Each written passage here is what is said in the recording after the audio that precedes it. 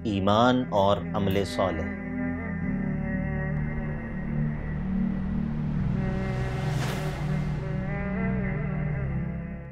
بسم اللہ، الحمدللہ والصلاة والسلام علی رسول اللہ وعلی آلہ وصحبہ ومن والہ۔ آج کے ہمارے سبق کا عنوان ایمان اور عمل صالح ہے۔ اسلام کے 3 درجات ہیں جن کا تذکرہ ہمیں اللہ کے نبی علیہ السلام کی ایک معروف حدیث میں ملتا ہے، جس کو حدیث جبرائیل کہتے ہیں یا حدیث جبریل کہتے ہیں۔ اس حدیث کا خلاصہ یہ ہے کہ اس میں ایک شخص اللہ کے نبی علیہ السلام کے پاس آیا اور اس نے اللہ کے نبی علیہ السلام سے کچھ سوالات کیے۔ ان سوالات میں پہلا سوال یہ تھا کہ اے اللہ کے نبی علیہ السلام، مجھے خبر دیجئے کہ اسلام کیا ہے۔ اللہ کے نبی علیہ السلام نے اسے بتایا کہ اسلام اس بات کا نام ہے کہ تم شہادتین کا اقرار کرو، یعنی اللہ کے الہ ہونے اور محمد صلی اللہ علیہ وسلم کے رسول ہونے کا اقرار کرو، نماز کو قائم کرو، زکوٰۃ کو ادا کرو، بیت اللہ کا حج کرنے کی استطاعت رکھو تو اس کو ادا کرو۔ اسی طرح اگر تمہارا مال جو ہے وہ زکوٰۃ کی حد اور نصاب کو پہنچتا ہو تو تم زکوٰۃ کو ادا کرو۔ اس نے سوال کیا کہ اللہ کے نبی علیہ السلام ایمان کیا ہے؟ اللہ کے نبی علیہ السلام نے اس کو ان 6 چیزوں کے بارے میں بتایا کہ جن کو ہم ایمان کے ارکان کہتے ہیں، کہ ایمان یہ ہے کہ تم اللہ پر ایمان لاؤ، تم اللہ کے فرشتوں پر ایمان لاؤ، تم ان کتابوں پر ایمان رکھو کہ جن کو اللہ نے نازل کیا، تم اللہ کے بھیجے ہوئے انبیاء پر ایمان رکھو، تم آخرت کے دن پر اور مرنے کے بعد دوبارہ زندہ ہونے پر اس پر تمہارا ایمان ہو، اور تم تقدیر کے اچھا یا برا ہونے پر تمہارا ایمان ہو۔ پھر اس شخص نے سوال کیا کہ ومل احسان یا رسول اللہ کے نبی صلی اللہ علیہ وسلم احسان کیا ہے؟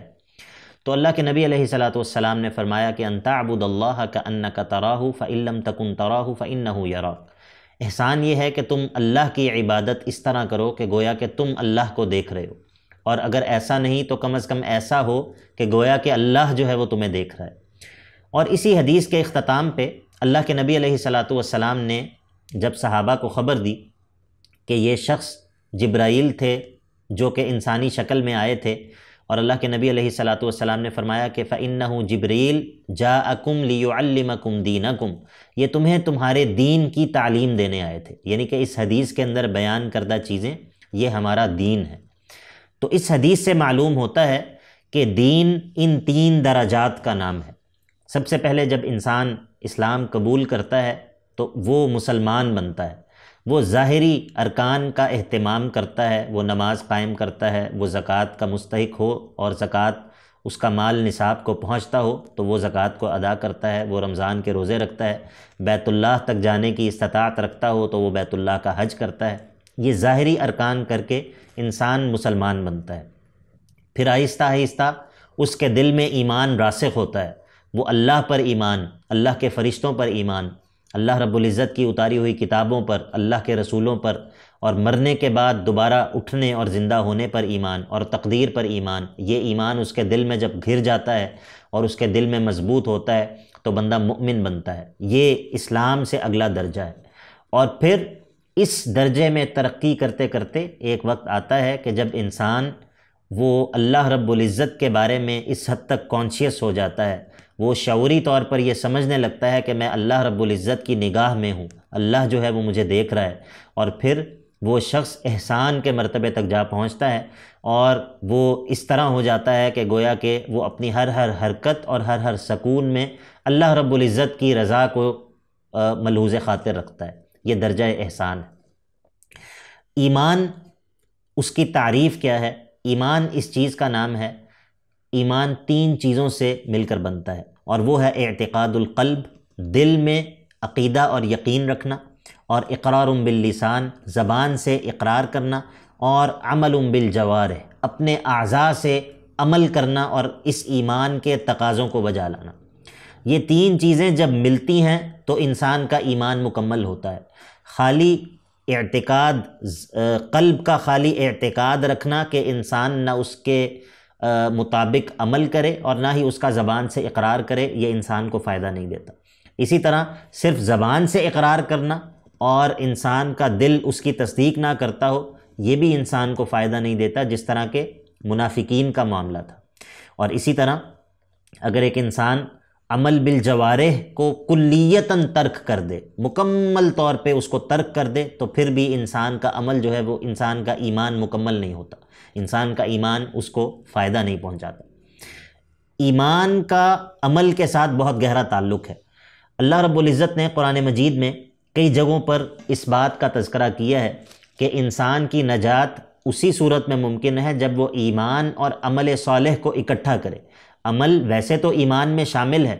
لیکن اللہ رب العزت نے اس کی اہمیت کے پیش نظر اس کو الگ سے بھی ذکر کیا، جس طرح کہ اللہ رب العزت سورۃ البقرہ میں فرماتا ہے وَالَّذِينَ آمَنُوا وَعَمِلُوا الصَّالِحَاتِ أُولَٰئِكَ أَصْحَابُ الْجَنَّةِ هُمْ فِيهَا خَالِدُونَ۔ وہ لوگ جو ایمان لائیں گے اور عمل صالح بھی لے کر آئیں گے، ایمان کے ساتھ عمل صالح بھی جمع ہوگا، تو پھر یہ وہ لوگ ہیں جو کہ انجام کے اعتبار سے اہل جنت میں شامل ہوں گے، اور پھر وہ اس جنت میں ہمیشہ رہیں گے۔ اور اللہ رب العزت نے ان لوگوں کے ایمان کی نفی کی ہے کہ جو ایمان کا اعلان زبان سے تو کرتے ہیں لیکن اپنے عمل سے اس ایمان کے تقاضوں کو بالکل بھی بجا نہیں لاتے، بلکہ وہ اس کے منافی امور جو ہیں ان کو بجا لاتے ہیں۔ اللہ رب العزت قرآن مجید میں سورۃ النور میں فرماتا ہے وَيَقُولُونَ آمَنَّا بِاللَّهِ وَبِالرَّسُولِ وَأَطَعْنَا، یہ زبان سے تو کہتے ہیں کہ ہم اللہ پر، اس کے رسول پر ایمان لائے ہیں اور ہم اطاعت اختیار کرتے ہیں، ثُمَّ يَتَوَلَّى فَرِيقٌ مِّنْهُم مِّن بَعْدِ ذَلِكَ وَمَا أُولَٰئِكَ بِالْمُؤْمِنِينَ۔ اس کے باوجود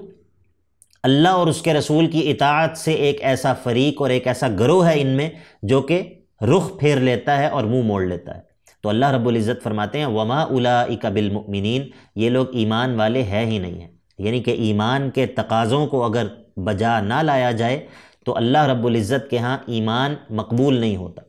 اسی طرح ایمان کے حوالے سے ایک اہم بات یہ ہے کہ ایمان میں کمی اور زیادتی بھی ہوتی ہے، اور یہ اس کے کئی اسباب ہیں۔ جس طرح انسان جب علم میں بڑھتا چلا جاتا ہے، وہ اللہ کے وجود پر دلائل اس کو معلوم ہوتے ہیں، وہ یہ بات جانتا ہے کہ اللہ کے رسول صلی اللہ علیہ وسلم کی رسالت کے سچے ہونے کے کیا دلائل ہیں، اور اسی طرح وہ قیامت اور قرآن کی حقانیت اور صدق، اس کے دلائل کو جب وہ جانتا ہے تو اس کا ایمان مضبوط ہوتا ہے، اس کا ایمان بڑھتا ہے۔ اور اس کے مقابلے میں اگر ایک انسان جہالت کی طرف مائل ہو اور وہ علم میں اس کی کمی واقع ہو رہی ہو تو اس کے ایمان میں بھی کمی واقع ہوتی چلی جاتی ہے۔ کئی ایسے اعمال ہیں کہ جن کے نتیجے میں انسان کے دل میں ایمان کمزور پڑ جاتا ہے، ایمان کم ہو جاتا ہے۔ اللہ رب العزت قرآن مجید میں سورۃ الانفال میں فرماتا ہے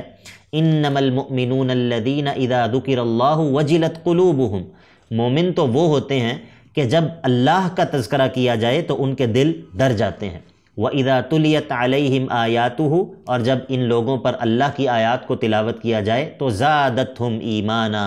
یہ لوگ اپنے ایمان میں اور بڑھ جاتے ہیں، وَعَلَىٰ رَبِّهِمْ يَتَوَكَّلُونَ، اور یہ لوگ اپنے رب ہی پر توکل کرتے ہیں۔ تو ایمان جس طرح گھٹتا ہے، کم ہوتا ہے، اسی طرح ایمان زیادہ بھی ہوتا ہے، اور ہم سب کی یہ ذمہ داری ہے، ہم سب کو یہ چاہیے کہ ہم ہر لمحہ، ہر دن اپنے ایمان کو بڑھانے کی کوشش اور جدوجہد جاری رکھیں، تاکہ ہم اسی ایمان کی حالت میں ہی اللہ رب العزت کے پاس جا پہنچیں، اور جب ہم اس دنیا سے دوسری دنیا، اگلی دنیا کی طرف منتقل ہوں، ہم ایمان کی حالت میں ہوں۔